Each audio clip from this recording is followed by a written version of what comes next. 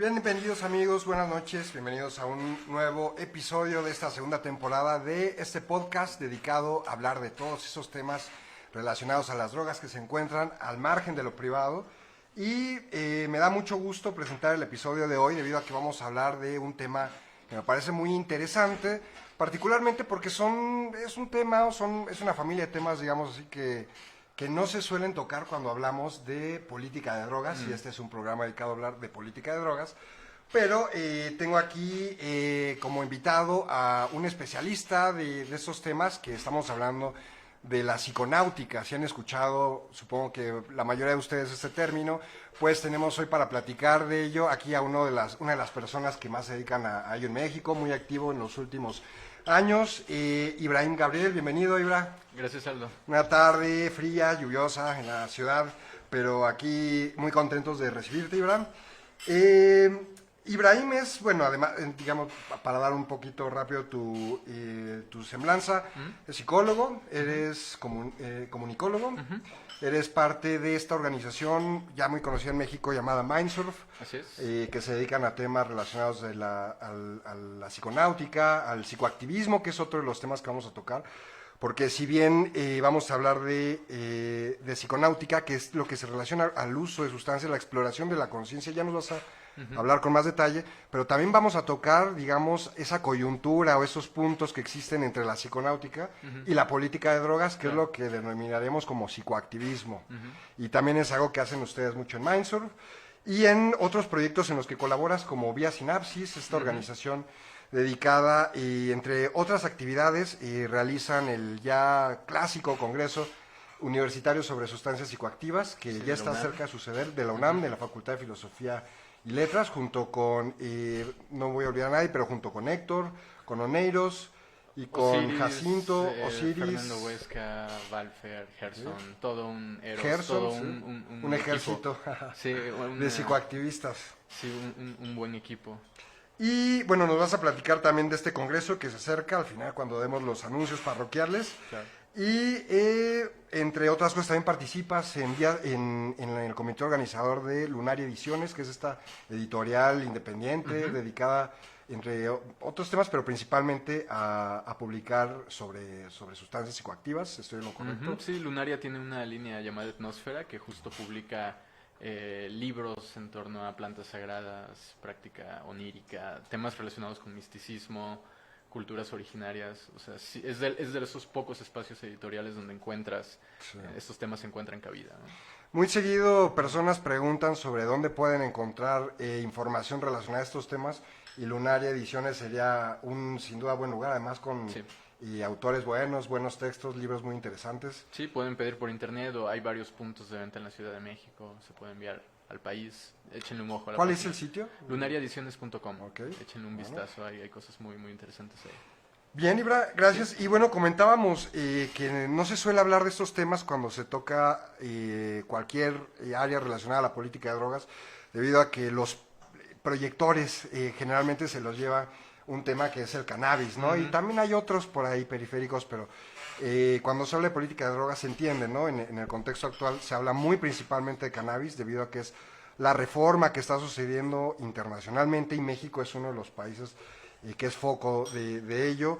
El programa pasado, que fue el primero de esta segunda temporada de Al Margen de lo Privado, hablamos de estos temas con Carlos Zamudio, con Mariana, pero existen muchos otros temas y es muy interesante hablar de ello, así que por eso me parecía muy, muy interesante invitarte. Te agradezco que estés por acá. Gracias, Steve. Comentábamos, Ibra, que uno de los temas que vamos a hablar es el de la psiconáutica. Ya adelantaba una definición bastante simplona, pero ¿por qué no nos platicas qué es la psiconáutica? Si lo puedes definir, digamos. Sí, bueno, o sea, gracias de nuevo, está increíble estar aquí con tu auditorio. De entrada creo que, o sea, antes de una definición como académica, digamos, del tema, creo que es súper pertinente hablar de esto porque justo lo estás viendo como un tema integrado a política de drogas, es decir, política de drogas es visto como la parte práctica, ¿no? O sea, la parte que busca realmente cambios tangibles en la manera en la que nos relacionamos con las sustancias a nivel social. Y la psiconáutica, a mi forma de entenderlo, es la base filosófica es básicamente el porqué de la política de drogas. Es decir, la psiconáutica parte de un principio filosófico, digamos, que es la libertad cognitiva, ¿no? El hecho de que todo ser humano tiene el derecho total a modificar su conciencia de la manera que crea conveniente, con la sustancia, con la tecnología, con el medio que crea conveniente, haciendo como este compromiso, digamos, de no dañar a terceros, ¿no? Como decía, esto que decía Escotado, ¿no? Hablar de la libertad como algo que iba como de la piel hacia adentro, ¿no? Como detectar tus límites. Y el hecho de que ninguna entidad, autoridad, persona, nada ni nadie puede negarte el derecho o la capacidad de modificar tu conciencia. Una vez que se acepta ese principio, el prohibicionismo y toda esta idea normativa fascista, digamos, sobre el tema de las sustancias, deja de tener sentido. Entonces a mí me parece pertinente traer la psiconáutica al contexto de la política de drogas, porque justamente nos hace voltear a ver este derecho fundamental, inalienable, de explorar la conciencia. Lo que ocurre cuando exploras la conciencia ya es otro tema que también es súper interesante, porque está lleno de una fenomenología que tanto estudia la ciencia de forma moderna, que estudia la psicología junguiana o la psicología transpersonal, pero que también estudian las escuelas místicas de la antigüedad, ¿no? O sea, tradiciones esotéricas, tradiciones de culturas originarias, incluso tradiciones místicas, ocultistas. Todos estos fenómenos súper raros tienen cabida dentro de la fenomenología que le ocurre a los psiconautas, que es básicamente la idea de explorar otros niveles de conciencia a través de la modificación de la conciencia, lo cual por supuesto que implica el uso de sustancias, pero también el uso de no sustancias, ¿no? Como técnicas de respiración pueden modificar tu conciencia, técnicas muy avanzadas de meditación también pueden afectar la conciencia. Entonces existen diferentes vías y al final de lo que hablamos es de que estos medios finalmente generan modificaciones a nivel de neuroquímicos, lo cual produce el acceso a estos extraños fenómenos, mundos, etcétera. Y justo vinculándolo con política de drogas, ¿opinas tú, Ibra, que, bueno, si bien como nos comentas, la psiconáutica es la exploración de la conciencia a partir de diferentes recursos, medios, herramientas, y uno de ellos es las sustancias? ¿Consideras tú que desde que la prohibición, el sistema, digamos, el sistema mundial conocido como prohibición, sistema internacional de control de drogas, cuando triunfa en Occidente básicamente, ¿consideras que es un momento de oscurantismo para la psiconáutica con sustancias en Occidente en particular? Claro, totalmente. Y el tema es que también se hicieron muchas cosas mal. O sea, toda la época de Timothy Leary, o sea, hubieron cosas que no se gestionaron de la manera en la que se tenían que haber hecho. Y hubo un desborde y un mal uso de los psicodélicos, y eso aunado a toda esta estigmatización que hubo por parte de los medios de comunicación, toda la agenda política que tenía Nixon y que después Reagan pues también fortaleció. Entonces todo eso generó un bloqueo, hizo que los últimos centros que estudiaban y que investigaban psicodélicos cerraran a inicios de los 70s. Y a partir de ese momento fue interesante lo que pasó con la psiconáutica, porque dejó de ser campo de científicos y de pronto empezó a ser el campo como de personajes de la cultura pop. Escritores como Philip K. Dick, por ejemplo, un escritor. Exacto, sí, o más adelante figuras contraculturales como Terence McKenna, ¿no? Entonces empezamos a ver cómo la psiconáutica se empieza a meter más en la cultura pop y ya menos en papers académicos y tal, porque sencillamente a los investigadores que trataban de entrar en estos temas se les bloqueó el acceso.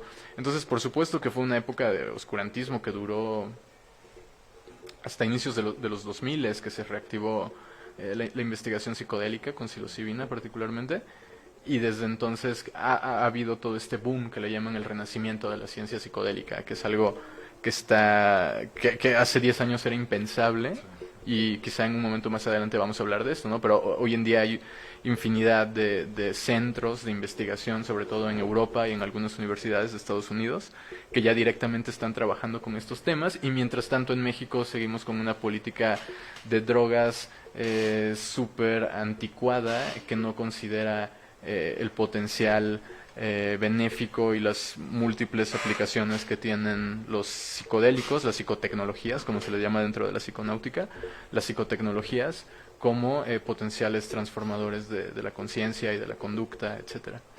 Ibra, y sobre este tema de la relación que hay entre la psiconáutica y los psicoactivos, en términos de sustancias, ¿podríamos considerar que cualquier sustancia psicoactiva permite la exploración psiconáutica? Porque digo, es común pensar en la psiconáutica como, o aquel psiconauta como el usuario de drogas psicodélicas, lo como decías, por ejemplo... Se puede malinterpretar a consumidor de drogas, hongos, por ejemplo.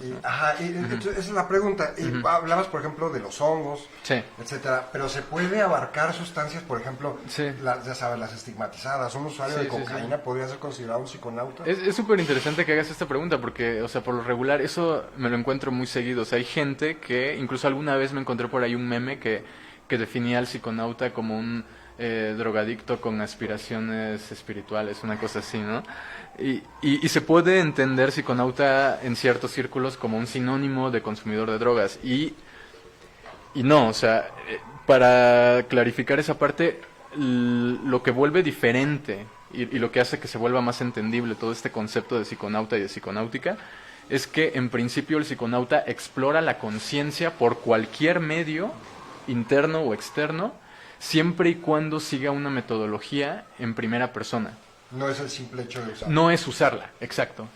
O sea, los animales en la selva también encuentran plantas que tienen sustancias psicoactivas y no necesariamente el animal lo está haciendo desde un concepto de psiconauta, ¿no? Lo está haciendo como por parte también de un instinto que tienen todos los mamíferos de sangre caliente por buscar la alteración de la conciencia. Pero sí, o sea, en realidad, una vez que entendemos que la metodología es la clave, uno se pregunta, bueno, ¿y cuál es esa metodología? La ciencia tiene una metodología, ¿no? Observación, reportar lo ocurrido, ¿no? O sea, hay toda una serie de pasos para demostrar el conocimiento, digamos, pero también las culturas antiguas, que eran mucho anteriores a la ciencia, tenían sus propios sistemas espirituales para mapear o entender qué era lo que ocurría en esos estados cuando usaban esas sustancias.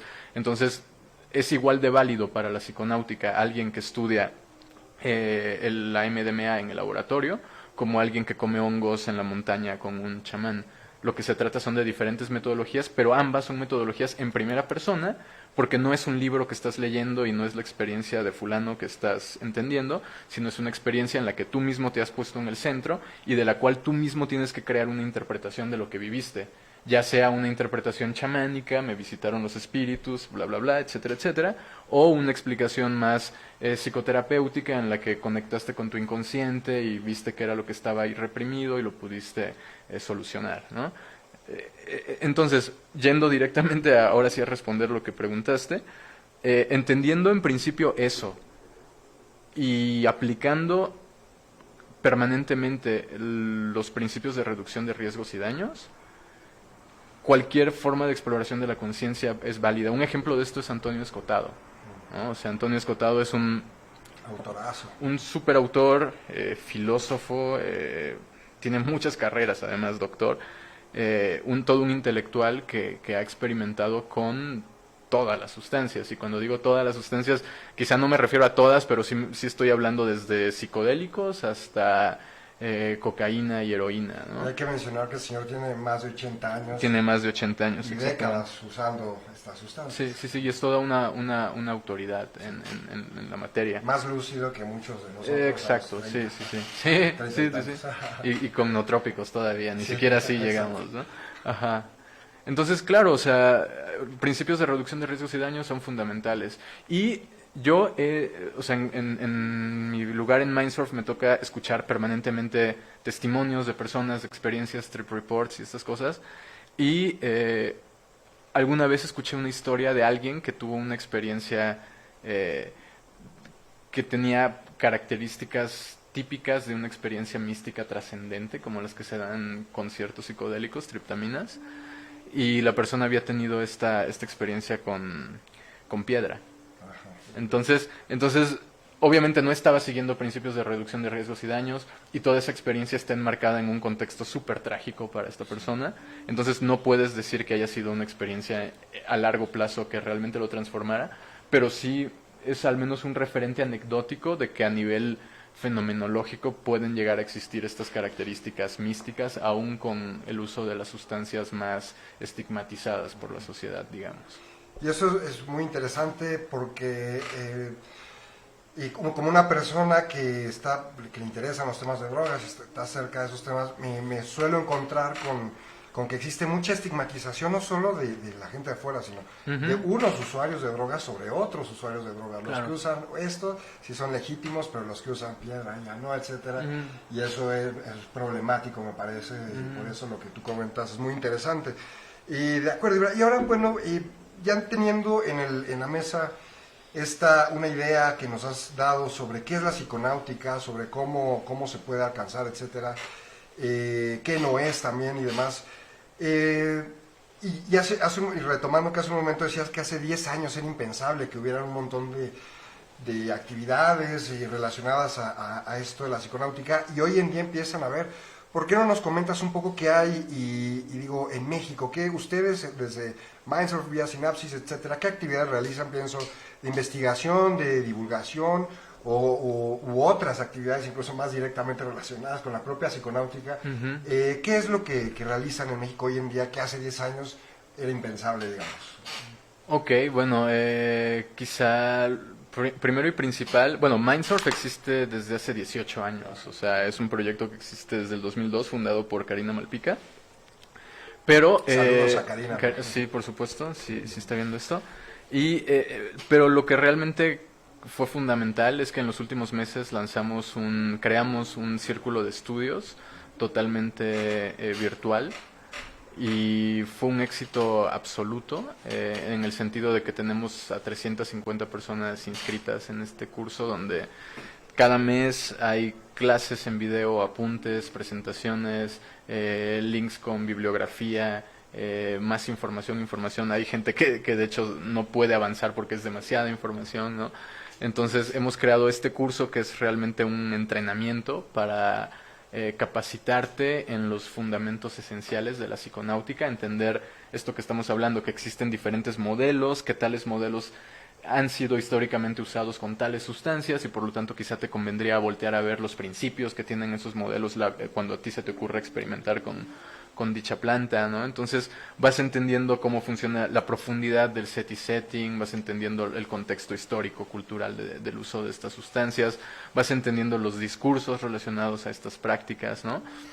Y eso es algo que realmente hace varios años se me habría hecho totalmente difícil de creer, que hubiera una plataforma que ya directamente ofreciera una información que es muy diferente a lo que encuentras en un blog, porque aquí ya está todo, digamos, curado, de manera que es lo que consideramos, a juicio de varios psiconautas que formamos parte como del núcleo de Mindsurf, es lo que consideramos como lo esencial para iniciarte en este camino, y no que termines en manos de un mal neochamán, usando una sustancia que no tendrías que haber usado porque estabas bajo medicación psiquiátrica, o porque tenías antecedentes esquizofrénicos, o por todas estas cuestiones que la gente sencillamente por falta de acceso a la información debido al prohibicionismo no puede conocer, y por lo tanto no puede implementarlo de manera que estas experiencias les resulten beneficiosas.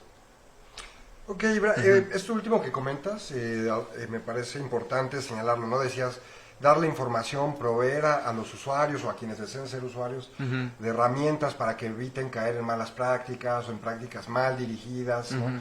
Etcétera. Esto es aunque me parece que en Mindsurf no lo dicen abiertamente que es un trabajo de reducción de daños, termina siendo un trabajo de reducción de daños, ¿no? Incluye reducción de riesgos y daños, o sea, es mucho más amplio en el sentido de que hablamos de cosas que normalmente no se hablan en las charlas de reducción de riesgos y daños, ¿no?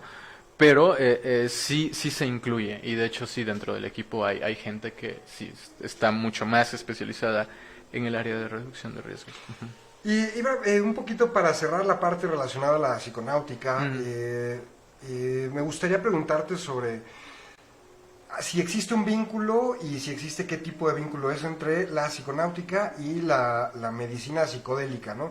Que lo has tocado en algún momento, ha habido un boom al respecto de este tipo de dinámicas terapéuticas, el uso de ayahuasca, de hongos, en contextos clínicos pienso en MDMA, en investigaciones en Estados Unidos, La Canadá, ketamina etcétera. recientemente. La ketamina, que también es un boom, hay un boom al respecto del uso de estas sustancias con fines terapéuticos.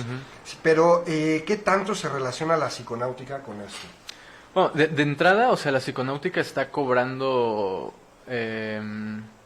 peso público gracias al boom de la medicina psicodélica. O sea, a través de la medicina psicodélica mucha gente se da cuenta que estas experiencias son más que terapéuticas. Sí son terapéuticas, pero son incluso algo mayor que que una experiencia estrictamente psicoterapéutica. Entonces, o sea, por ahí hay un grado de conexión. Por otro lado, hay muchas hipótesis. Lamentablemente no hay una comprobación todavía tangible, volvemos a lo mismo, por las diferentes restricciones y los candados que burocráticamente se han establecido con el paso del tiempo por culpa del prohibicionismo.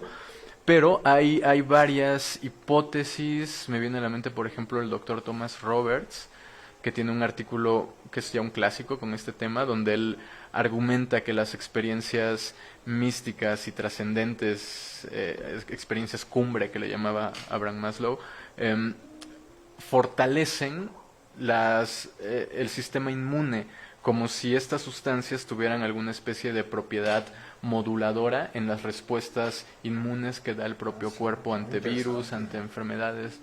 Ajá, entonces realmente si lo piensas tiene todo el sentido, porque se ha detectado, por ejemplo, que la psilocibina puede generar efectos a largo plazo, permanece ejerciendo un tipo de funcionamiento neuroquímico durante casi 6 meses. Entonces sí hay una manera de establecer un vínculo entre cambios de comportamiento a mediano o largo plazo, hablamos de diferencia de varios meses, con respecto al uso de una sustancia. Entonces, hay todos los indicios de que los psicodélicos y las triptaminas pueden generar estos cambios en lo que se le llama el bienestar, digamos, de la persona, y que esto contribuye a tener un sistema inmune mucho más fuerte. Y de hecho este era uno de los argumentos que mucha gente utilizaba durante el tema de la pandemia, ¿no? O sea, mucha gente empezó a explorar el tema de las microdosis, por ejemplo, y han tenido resultados increíbles como una forma de apoyo en todos estos temas de depresión y ansiedad que pueden desarrollarse por culpa del aislamiento social, ¿no?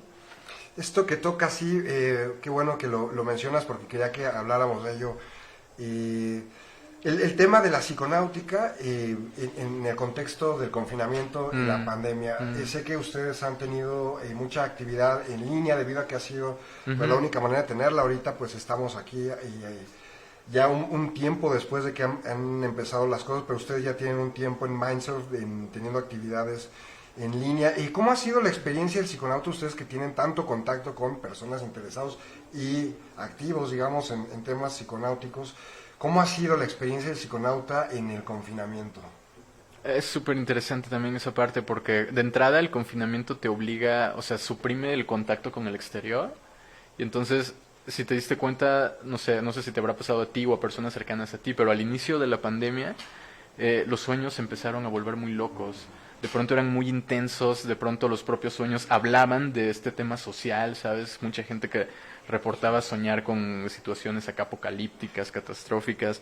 Entonces sí, con zombies. Ajá, con zombies, estilo Resident Evil, sí. O sea, justo se nota como esta amplificación de lo que en el inconsciente se estaba reprimiendo, ¿no? Que en este caso afuera también se estaba reprimiendo, entonces durante los sueños emergía.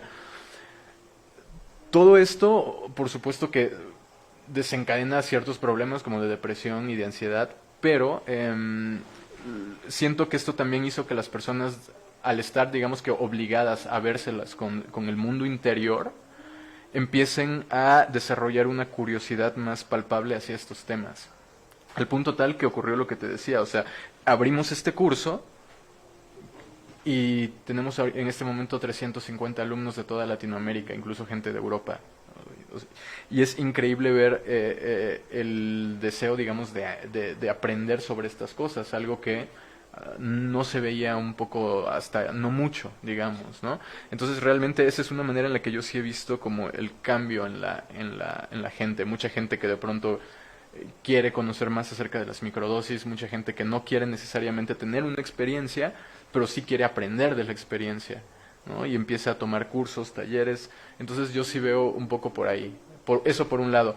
Y en otras personas, pues sí, o sea, sí hay como más facilidad a que a que la neurosis personal como que se manifieste en estos estados en donde se te limita el contacto social. Entonces también hay mucha gente que no le está yendo tan bien en estos periodos. Pues bueno, es un tema muy interesante el de la psiconáutica, podríamos seguir hablando muchísimo tiempo. Yo creo que es un tema que comúnmente la gente que nos interesan todo lo relacionado a las drogas solemos platicarlo, ¿no? Entonces la verdad es que podríamos hablar muchísimo tiempo de esto, pero tenemos pendiente hablar del psicoactivismo, que me gustaría que pasáramos a esta parte que ya es relacionar todo esto que veníamos hablando con la parte política, con la parte relacionada a la política de drogas. Ya dimos un poquito al principio una especie de definición, rozamos de qué trata el psicoactivismo. Vamos a hablar un poquito y al final de esta parte sobre lo que realizan en Mindsurf. Bueno, comentar también para la gente que nos ve que si tienen preguntas relacionadas a la primera parte, a lo de psiconáutica, las escriban en el chat y acá nos las comentará Beto al final del programa para que nuestro amigo y especialista Ibra responda. Pero me interesa que ahora pasemos al tema del psicoactivismo. Te decía, Ibra, antes de empezar que quería tocar este tema, o abrir más bien el tema del psicoactivismo hablando del cannabis, de la jurisprudencia del cannabis, y me gustaría explicar un poquito de qué trata, ¿no? Bueno, ya todos sabemos que hay una jurisprudencia que obliga al Poder Judicial a otorgar amparos para toda persona adulta que quiera cultivar y consumir sin fines de lucro, ¿no? Pero algo interesante es la interpretación que hace la primera sala de la Suprema Corte, particularmente en el caso del primer amparo, en el 2015, que lo que dice el ministro Saldívar, que es el que elabora la ponencia, es todos tenemos derecho a acceder a nuestra conciencia, que es muy interesante conectarlo con lo que decías al principio del programa, la libertad, ¿no? Cognitiva. Exactamente, la libertad cognitiva como forma de definir la psiconáutica, ¿no? Sí. Entonces es muy interesante, por eso justamente quería conectarlo con el tema de la jurisprudencia, ¿no? Dice, todos deberíamos tener el derecho a acceder a explorar nuestra conciencia, meter a nuestro cuerpo, de alguna manera, dicho así, lo que queramos. El Estado no debería impedir el uso de tu conciencia, ¿no? No es legítimo atropellar este derecho, que es el derecho al libre desarrollo de la personalidad, a menos que el fin que se persiga sea superior al derecho que se está violando. El derecho que viola el Estado de tu libertad por explorar tu conciencia puede tener un fin superior, que sería, por ejemplo, la salud pública. Pero dice el ministro Saldívar, en el caso del cannabis no aplica, porque no afecta a la salud pública, no es un riesgo para la salud pública, como para atropellar ese derecho, y por eso es que hay una desproporcionalidad, ¿no? Entonces, a mí me parece que esta interpretación, que es muy interesante, histórica y demás, es conveniente y es necesario más bien aterrizarla o hacer un análisis sobre si debería ampliarse para el uso de otras sustancias, porque si con cannabis sucede, no sucederá con el uso de otras sustancias. Sí, no, o sea, es que por supuesto que sí, o sea, sí, el tema, como yo lo veo, es que no hay un activismo, ni siquiera un 50%, o mucho menos diría yo, equiparable al activismo que hay con el tema del cannabis. O sea, el movimiento canábico mexicano y todos los demás colectivos que están uniendo esfuerzos como para promover estas iniciativas, vamos, que están haciendo un esfuerzo permanente, ¿no? Que a veces el Senado no escucha y a veces pareciera que sí, y ha habido todo un juego, pero es un grupo bastante grande, bastante sólido. Con el tema de los psicodélicos, los colectivos somos menos, mucha gente está en los mismos colectivos, entonces somos como que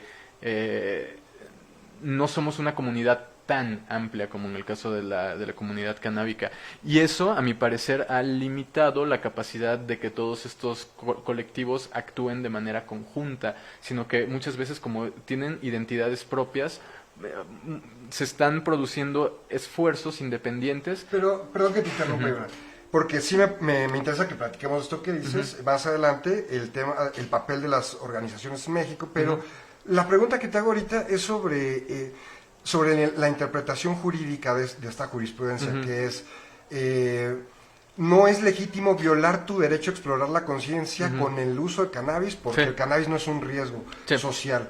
¿Este análisis aplica para otras sustancias prohibidas? Sí, o sea, me estaba dando una vueltezota para llegar a... Pero perdón, sí, o sea, me estaba divagando demasiado. O sea, sí, de hecho, a lo que voy es que incluso, por ejemplo, el caso de los hongos, en estas estadísticas que se han elaborado acerca de seguridad, ha resultado ser la sustancia más segura. Hablamos de sustancias psicoactivas. Entonces, si lo comparas, por ejemplo, el caso del cannabis, no hablamos de que se genere una adicción como tal en el sentido de otras sustancias y tal, pero sí hablamos de que cuando no se da el consumo en los contextos adecuados, pues muchas veces esto deriva en consumo problemático, en un montón de cuestiones ahí sociales que solamente retroalimentan pues problemas, ¿no? Que se replican problemas sociales, etcétera.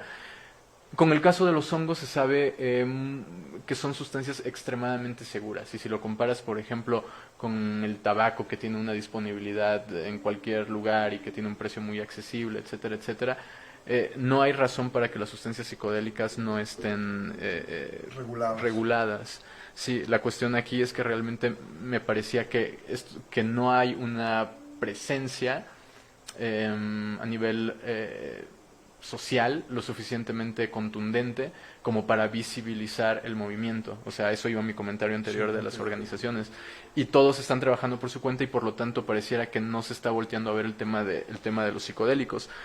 En este punto, hago un paréntesis porque hay organizaciones que lo están haciendo, ¿no? La Asociación Niérica para la Preservación de Plantas, la Sociedad Mexicana de la Psilocibina, ¿no?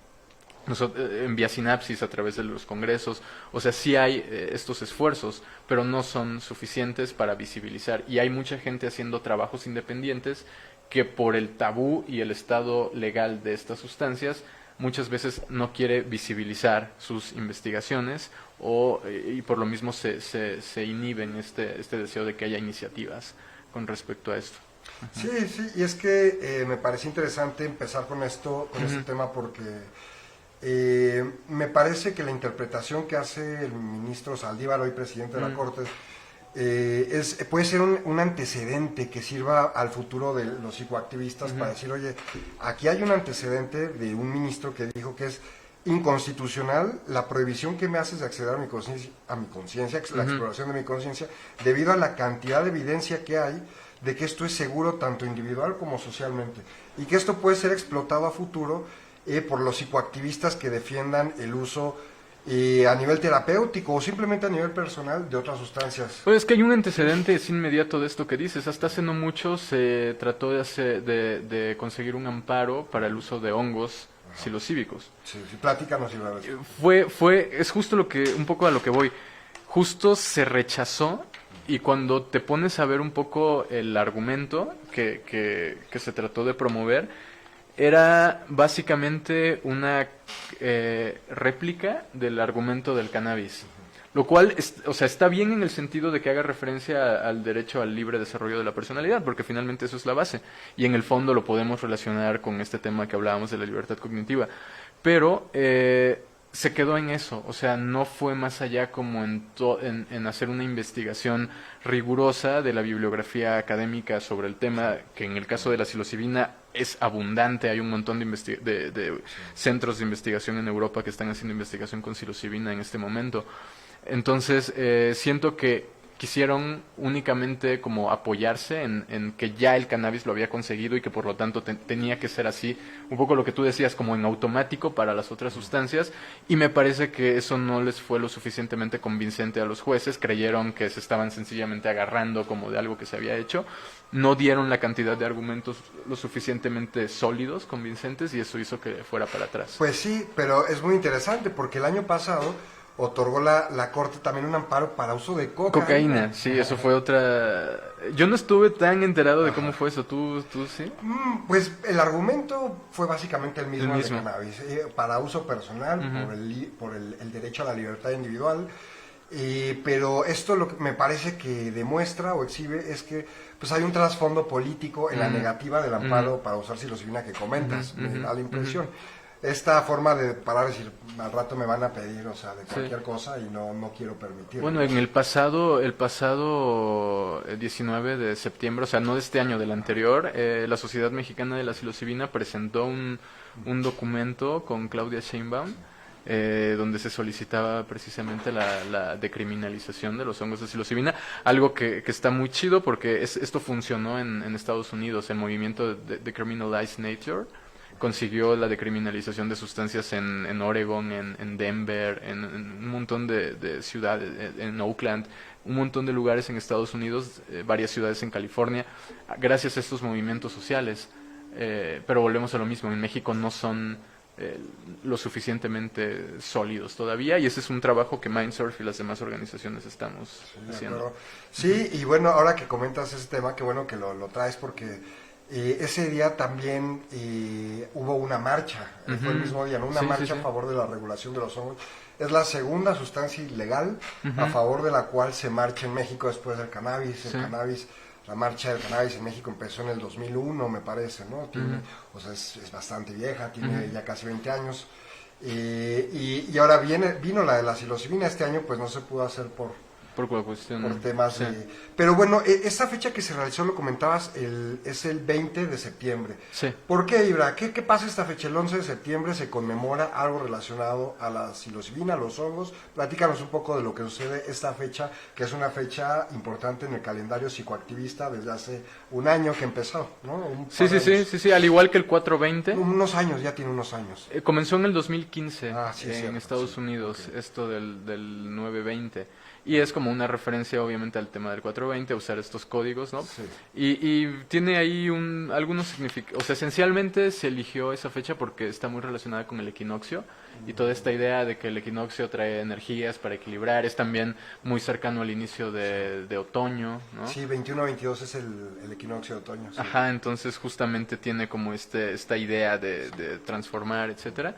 Pero bueno, comenzó en Estados Unidos y está muy ligado justo a este movimiento que te platicaba, de Decriminalize Nature, que ha logrado precisamente movilizar a cantidades enormes de personas que han visto por la decriminalización, que no es lo mismo que legalización, eso es importante aclararlo, de la psilocibina, porque hay que recordar, o sea, es lo que te decía, la psilocibina aparece en el ranking más bajo de peligrosidad con respecto a sustancias psicoactivas. Nada que ver con una sustancia que sea dañina, no solo eso, es una sustancia que promueve la neurogénesis, la neuroplasticidad, la capacidad de las neuronas de regenerarse y de crear nuevas vías en el cerebro. Por otro lado, es una sustancia que ha demostrado efectividad para tratar depresión, ansiedad, problemas de adicción, tabaquismo, alcoholismo. Es una sustancia que realmente es muy, muy segura, ¿no? Tiene más pros que contras, y que se ha demostrado que en estos entornos controlados puede ser súper benéfica. Entonces, realmente es, junto con la MDMA, la sustancia que tiene... Sí, que está más estudiada en este momento y que tiene más probabilidades de que muy pronto sea integrada a la medicina occidental. La cuestión aquí es que si los psicoactivistas no tienen como conciencia total en lo que está ocurriendo, puede llegar a ocurrir que lo que pase sea que lo que se trabaje a nivel farmacéutico sea psilocibina sintética y no hongos psilocíbicos, lo cual sería una pena, considerando que esa psilocibina sintética va a costar muy cara y que los hongos son algo que es muy accesible, se puede cultivar, se consigue en la naturaleza, siempre y cuando tengas criterios muy buenos de identificación, puedes tú mismo identificarlo, ¿sabes? O sea, no hay razones por las que esto siga estando prohibido. Me parece que con los hongos y con la psilocibina en el campo de la medicina psicodélica pasa algo parecido con lo que pasa con el cannabis en el campo de la política de drogas, ¿no? Cuando uno habla de política de drogas se va casi automáticamente a hablar de cannabis. Exacto. Cuando uno habla de medicina psicodélica, como más o menos nos pasa ahora, uno se va muy directamente a hablar de psilocibina por los, como lo comentabas, los resultados, la inocuidad que representa y demás. Y mencionabas una segunda sustancia, la MDMA, pero hay muchas más, ¿verdad, Ibra? La LSD es otra gran opción terapéutica, también con un rango de seguridad muy amplio en términos toxicológicos, la ketamina y muchas otras. Entonces es un campo a explorar muy grande y que promete mucho, ¿no? Sí, hay un montón de lugares, o sea, la MDMA está siendo estudiada principalmente en Estados Unidos. La Universidad de California trabaja con MAPS, la Asociación Multidisciplinaria para Estudios Psicodélicos, y están ya en estudios de fase 3. Entendamos, fase 3 ya es a punto de que se convierta en un fármaco y que esté en la calle, en las farmacias, funcionando, claro, bajo prescripción médica, ¿no? O sea, en una fase 1 se demuestra que no es tóxico lo que tú quieres vender como medicamento. En una fase 2 tienes ya un grupo piloto donde ya notaste que tiene ciertos potenciales, y en una fase 3 ya hablamos de un estudio con decenas de miles de personas para que realmente haya seguridad antes de que esto salga al mercado. La MDMA ya está en esa fase 3, es cuestión de tiempo, y en 2 o 3 años muy probablemente en Estados Unidos ya esté en la calle. El caso de la psilocibina está siendo más estudiada en Europa, ¿no? Hay varias asociaciones, el Instituto Hefter, la Fundación Beckley, está el Centro de Investigación Psicodélica en John Hopkins, está, en Estados Unidos el Instituto de Estudios Integrales en California, que también hace investigación psicodélica.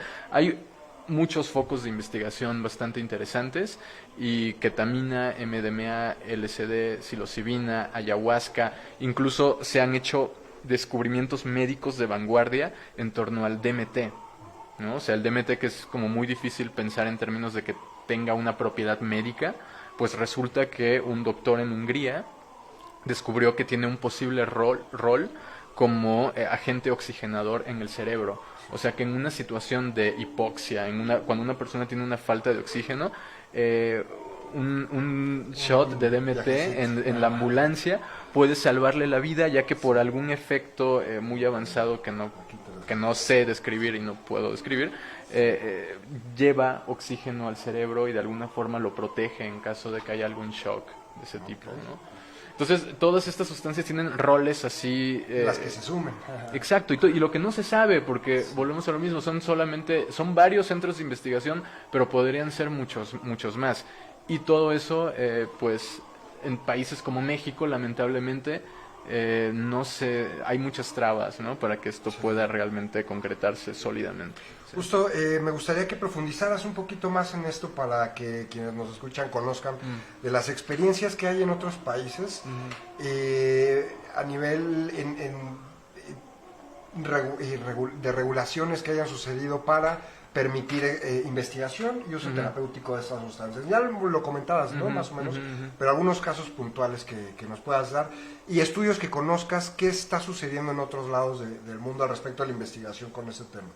Sí, bueno, un poco lo de los estudios ya lo delineaba, ¿no? O sea, realmente si entran a páginas de renombre como Nature, ¿no?, o Scientific American, estas revistas que es como que el top o sea, que lo que aparece ahí es, digamos, lo que está científicamente consensado a nivel mundial, y no te metes en esto de teorías alternativas y tal. Entra a páginas de estas super serias, y como obviamente son páginas en inglés, pero si escribes psychedelics y miras la cantidad de estudios, es realmente sorprendente, y te vas a dar cuenta que todos estos vienen como de 2013, 2014 para acá, o de los 10 para acá. Antes habían muy pocos y era muy limitado. Y lo que vas a encontrar ahí es definitivamente la prueba de que la medicina psiquiátrica y psicológica del futuro va a estar basada en los psicodélicos. Y las farmacéuticas ya se están dando cuenta de esto y están tratando como de unirse. Entonces, los principales lugares que están haciendo esto, o sea, Inglaterra con John Hopkins, y en Estados Unidos con varios lugares en California que se están dedicando, MAPS, que está también en California, el Instituto de Estudios Integrales de California, la Universidad de California.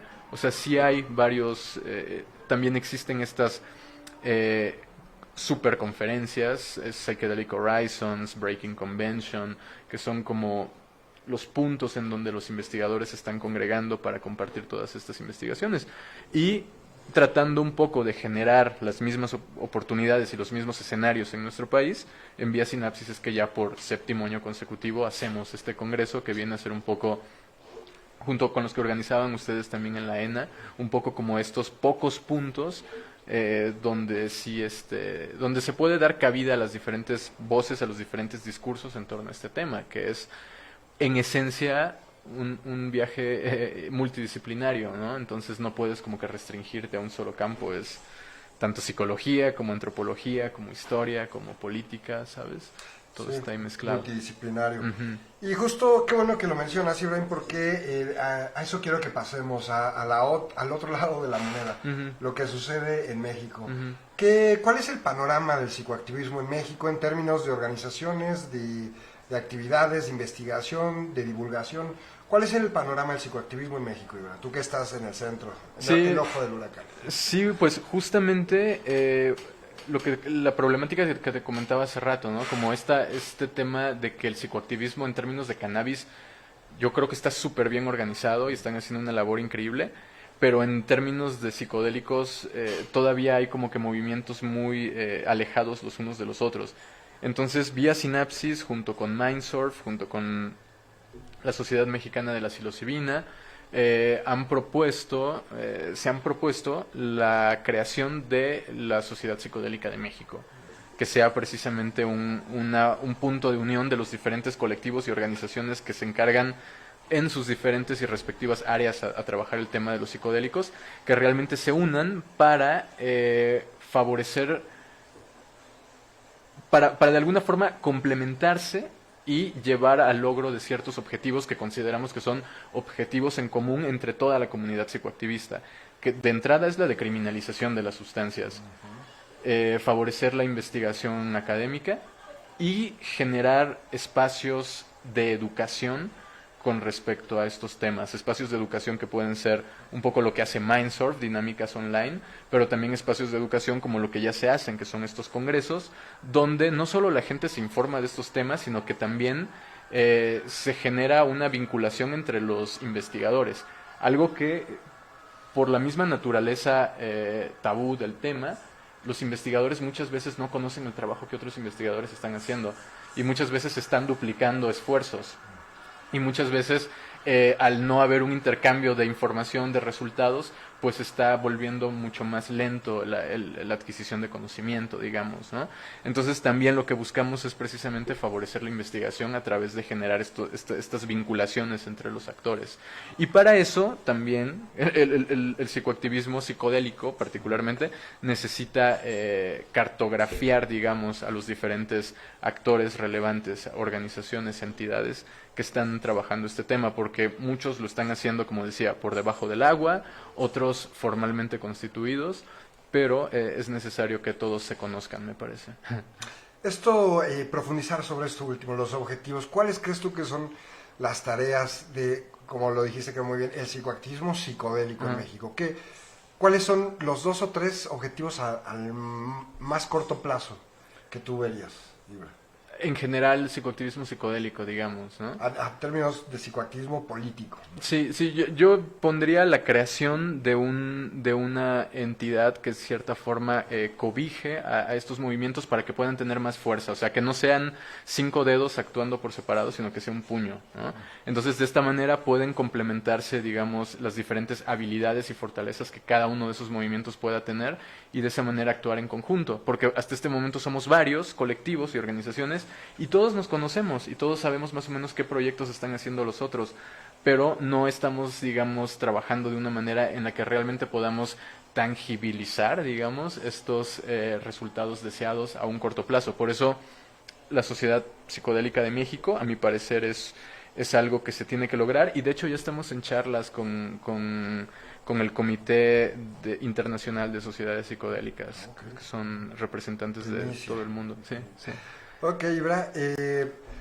Bueno, me gustaría retomar un poco algo que comentabas hace unos minutos. Digo, todavía en este punto de los objetivos, lo mencionaste como el primero, ¿no? Y yo me adhiero a esta idea del tema de descriminalizar las sustancias, ¿no? Habemos quienes estamos a favor de la reforma a la política de drogas de manera integral, más allá del cannabis. Habemos quienes pensamos que debe haber una reforma integral que toque a todas las drogas y a veces suena muy complejo, si de por sí con el cannabis ha sido tan difícil, ¿no? Las propuestas se vuelven tan barrocas y es un tema muy complejo y pareciera que pudiera ser más cuando se habla de drogas. que son menos conocidas, que las entendemos menos socialmente, etcétera. Pero yo lo que digo es algo que tú comentabas hace un momento. Hay una forma muy sencilla de hacer una reforma sustancial que sería la descriminalización a través de eliminar la posesión como un delito, ¿no? Que la persona pueda poseer su sustancia y no sea un delito de cualquier droga fiscalizada. Claro. Después podemos rompernos un poco la cabeza de si se pueden establecer cantidades a partir de las cuales ya no la persona puede ser usuaria o no, porque eso es un problema en la aplicación de la ley. Totalmente. Y la puede volver torcible, no sé casos de qué palabra usar. En un sistema impune. Claro. Sí. O sea, el tema, o sea, es tan fácil como agregarte un gramo más de lo que sea que sea la cantidad límite y a partir de eso extorsionarte. De acuerdo. Entonces sí, o sea, más bien tendríamos que regresar a este principio de en qué momento producir un gramo más me vuelve narcotraficante y me deja de considerar usuario. O sea, ¿qué ocurre en ese gramo extra que produzco que de pronto paso a ser considerado por la ley? Volvemos a lo mismo, o sea, esta actitud de la ley de intervenir en cuestiones que no están representando un daño a terceros, porque eso ya está demostrado por la ciencia y se sabe que en un entorno trabajado y cuidado los accidentes se reducen en su totalidad y en todo caso lo que la persona podría llamar una mala experiencia, sabemos a través de la psicología transpersonal que se trata más bien como de procesos muy profundos de introspección y de catalización de cosas que la persona ha estado reprimiendo, etcétera. Entonces, sí, o sea, no hay más, digamos, motivos que sigan sosteniendo esto, ¿eh? De acuerdo. Y ahora, para cerrar esta parte, preguntarte, ¿cuál dirías tú que es la sustancia que viene después del cannabis como la próxima sustancia que va a salir del cajón de la prohibición en México o en el mundo? En México y a nivel internacional. Bueno, probablemente está entre la... Bueno, es que ya hay tratamientos de ketamina, por ejemplo, ¿no? O sea, ya están en desarrollo, pero yo creo principalmente que está entre el MDMA y la psilocibina. Sí, la MDMA en Estados Unidos y la psilocibina, si se hace bien el trabajo colectivo, yo creo que se puede replicar a varios países y en esas estamos. De acuerdo, yo también creo que va por ahí, posiblemente la psilocibina viene empujando fuerte. Sí. Y bueno, Ibra, vamos a cerrar solamente... Y por último, tener esta actividad nueva que tenemos al margen de lo privado, que es, escogemos 5 tweets que se publicaron en la semana y que me parecen interesantes para platicarlos. Y tú me dices qué te parece. ¿Te late? Sí, dale. Mira, a ver, déjame, aquí los tengo guardados. Bueno, el primero es este de MAPS, que es esta organización estadounidense, ya hemos hablado de ella, la Asociación Multidisciplinaria de Estudios Psicodélicos, ¿no? Que tienen pues posiblemente el trabajo más profundo desde la sociedad civil al respecto de terapia con psicodélicos y psiconáutica. Y bueno, es muy interesante porque ellos hablan en este tweet de una portada la última portada de la revista del The Washington Post. Es una revista que les recomiendo la vean, no mandé la imagen, no la podemos ver, pero está disponible en internet, mira, yo te la comparto. Y es una imagen en la que se retoma el tema, algo que hemos platicado mucho, de la medicina psicodélica. Y este tweet de Maps lo que dice es que esta portada del Washington Post Magazine evidencia que está convirtiéndose en un tema mainstream y hemos platicado hoy al respecto mucho de eso, ¿no? ¿Qué te parece, Iván? ¿Coincides con Maps? Sí, y eso es, como decíamos, un arma de doble filo. O sea, por un lado sí está volviendo visible el tema de la medicina psicodélica, pero por otro lado te hace cuestionarte cuáles son que si realmente los sectores que necesitan esa medicina van a ser los que resulten beneficiados. Y eso no lo mencioné antes, pero también debería haber estado en los objetivos que mencioné del psicoactivismo, porque sí, o sea, si estas sustancias no están llegando a la gente que realmente tiene la depresión o la ansiedad, solamente está convirtiéndose en una medicina elitista. Entonces, sí, es interesante la situación que plantea ese. Sí, de acuerdo. Hablabas de las consecuencias que tiene que puede tener este boom, bueno, de hecho que tiene, ¿no? Esta explosión o esta entrada al mainstream de la medicina psicodélica, y recuerdo que en el Congreso de plantas que hicimos allá en Ajijic, que participaste tú, diste una ponencia al respecto de la shanga como una manera de de evitar los daños o los riesgos ecológicos que tiene el consumo de ayahuasca. Claro, sí. Hay formas, digamos, como de minimizar el desequilibrio, digamos, ecológico, o como queramos llamarlo, que se puede llegar a generar con nuestros hábitos de relacionarnos con sustancias. Culturales también, ¿no? Culturales. En el caso de la changa, pues, por todo un tema técnico, es, a mi parecer, una experiencia un poco más aprovechable que este cohete hiperdimensional que representa el DMT como principio activo que se comparte con la changa. Tenemos un público que sabe mucho, Ajá. pero para los que no sepan, ¿por Sí. qué no les platicas la diferencia entre lo qué es la shanga, qué es el DMT y por qué esto es una alternativa, en tu opinión, Sí. para el uso de ayahuasca? Sí, bueno, de entrada vamos a poner un ejemplo. Situémonos en el contexto actual, ¿no? Bajo una situación de pandemia, no hay ceremonias enteogénicas con ayahuasca, ¿no? Pero eso no quiere decir que se tenga que suprimir la exploración de la conciencia. Entonces empezamos a buscar medios que quizás sean un poco más amables y que no requieran toda esta laboriosidad social que implica una ceremonia ritual con ayahuasca. Poniendo ese ejemplo, tendríamos que pensar, ok, ¿qué sustancia me da los mismos componentes activos que la ayahuasca, pero que es algo que quizás se adapte más a fumar en mi recámara, en la oscuridad de mi recámara o en la sala de mi departamento o lo que sea? Y encontramos entre estas alternativas a la changa, que es básicamente un compuesto que desarrolló un australiano, Julian Palmer, que es básicamente la combinación de los mismos ingredientes que tiene la ayahuasca. Un inhibidor de monoaminoxidasa que permite la actividad psicodélica y un compuesto psicodélico que en este caso es DMT, dimetiltriptamina, ¿no? Un compuesto que además es endógeno, ¿no? Es natural en nosotros mismos. Entonces tenemos esta combinación de sustancias que es el equivalente químicamente hablando de la, entre comillas, químicamente de la ayahuasca, que tiene un efecto mucho más breve y que al mismo tiempo es mucho más noble a que si fumas el principio activo, el DMT, que es este polvo amarillo que se consigue pues ya hoy en día muy fácilmente, digamos, pero que suele ser, digamos, tan poderoso que el proceso de integración, el proceso de darle sentido a qué carajo significa lo que viví en esa experiencia súper loca de 10 minutos, eso se vuelve muy difícil para la persona, y en el caso de la changa es mucho más fácil la integración, sencillamente porque la intensidad de la experiencia es mucho más llevadera, digamos, ¿no? Esta sección de tweets nos está permitiendo meternos de nuevo en lo de la psiconáutica. Sí.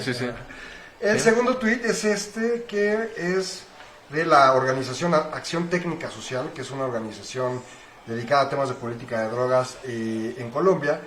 Y ellos ponen es un comunicado de la Casa Blanca de Estados Unidos, y dice: según Los Angeles Times, la Casa Blanca reconoció que en el 2019 murieron 86 personas por sobredosis de cocaína en Estados Unidos.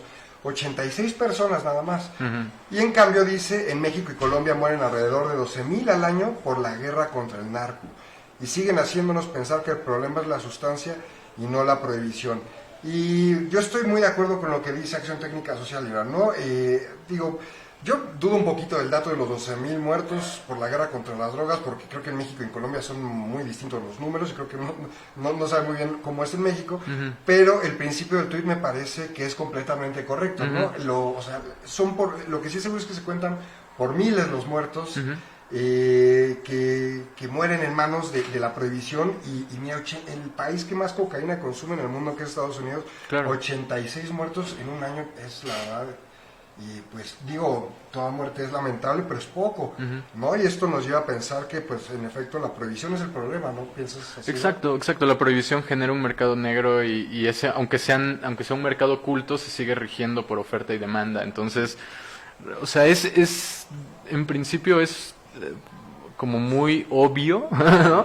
que es por el tema de la prohibición, pero todos estos constructos sociales, esta idea de los tabús y de drogarse y de alucinar, todo este imaginario tonto que se ha hecho por la carencia de tener un lenguaje correcto para hablar de las plantas y de las experiencias inducidas por las plantas, ha generado que sostengamos una prohibición que ahí están los resultados. Entonces, el problema es la prohibición y el mercado negro que se deriva de la prohibición, no la sustancia. O sea, realmente toda sustancia bajo los criterios de reducción y riesgos y daños no tendrían por qué generar problemas, ¿no? Sí, conociendo la dosis, conociendo la sustancia, teniendo la información. No, y perdón, o sea, es el caso de Portugal, ¿Sí? ¿no? O sea, legalización desde el 2001, 2002 me parece, tienen legalización de todo esto y... no han aumentado. No, al contrario, los han números descendido. han descendido. Y algo que no menciona el tweet, pero que me parece que valdría la pena agregar, es que esas 86 personas que murieron por consumo de cocaína murieron en un contexto de prohibición en el que hay cocaína adulterada, en el que el usuario tiene temor de buscar los servicios de salud. Exacto. Y en un contexto de regulación con una cocaína con cuya calidad estuviera supervisada, etcétera. Seguramente no serían 86, serían menos. Bueno, pasamos a este tercer tweet que es de Zachary Siegel. Y él postea una nota que es del Independent, periódico del Reino Unido, y él señala, ¿no?, relacionado a la nota, que las pruebas sobre prescripción de heroína para personas con adicción en el mundo son extremadamente favorables, demuestran que hay reducción del consumo, ¿no? Prescribir heroína reduce el consumo según las pruebas que se han hecho en el mundo. Y él dice, si esta evidencia fuera tomada en cuenta, la política de drogas de Estados Unidos estaría poniendo en marcha este tipo de proyectos. Y es muy interesante, hemos hablado muy superficialmente de la reducción de daños, pero por ahí va la cosa, ¿no? Tomar al toro por los cuernos, entenderla, y esto ayuda a reducir los problemas. Claro, o sea, vamos, o sea, la heroína es prima de la morfina, ¿no? Y la morfina se usa bajo criterio... Claro, también hay personas que son adictas a la morfina, ¿no? Sí. O sea... Pero volvemos a lo mismo, no hay un contexto de educación, no hay un contexto de reducción de riesgos y daños. El 90% de los problemas, ya sea de consumo o directamente en la experiencia con sustancias psicoactivas, es producto precisamente de no cuidar lo que se conoce como el set, que es básicamente la configuración mental con la que entras a una experiencia, ¿no? Si traes problemas de tu casa, ¿sabes? Ese tipo de cosas. El setting, que es el espacio en donde se consume, ¿no? O sea, no es lo mismo hacerlo en tu casa con un entorno seguro y cuidado que hacerlo en el estacionamiento fumando escondidas de la policía. La dosificación, gente que se sobredosifica precisamente porque acceder a esa información no está disponible en el contexto actual. Y la calidad del compuesto, volvemos a lo mismo. En un mercado negro lo más común es que todas las sustancias estén adulteradas. Las tachas que no son MDMA, la cocaína que no es cocaína, el LSD que no es LSD, que es N-bomb o otras cosas. Entonces el mercado negro está lleno de todos esos fenómenos y volvemos a lo mismo, no es en sí la sustancia, es que muchas veces no te están dando ni siquiera esa sustancia, ¿no? Ajá. Y justo esto último que comentas se relaciona con este tweet, el cuarto del día de hoy, que es de Échele Cabeza, que es una organización colombiana dedicada a la reducción de daños. Imaginaba que íbamos a tocar en varios momentos el tema de la reducción de daños. Y ellos dicen esto del 2CB, que es una sustancia que, por cierto, en México no es ilegal. El 2CB no es ilegal, es algo Está en zona gris. Está en zona, pues, medianamente gris, porque digo, no está clasificada entre las sustancias de la Ley General de Salud. Sí, lo que pasa es que la Ley General de Salud creo que se basó en estas sustancias que pueden ser consideradas análogas del LSD, sí, al final de la serotonina. Entonces se basan como en buscar alcaloides parecidos y gran parte de la prohibición se basó en eso, o sea, en prohibir sustancias porque sus componentes se parecían al LSD, es decir, eran triptamina, ¿no? En Estados Unidos hay esto, ¿no? Por ahí me parece que buscan prohibir la salvia.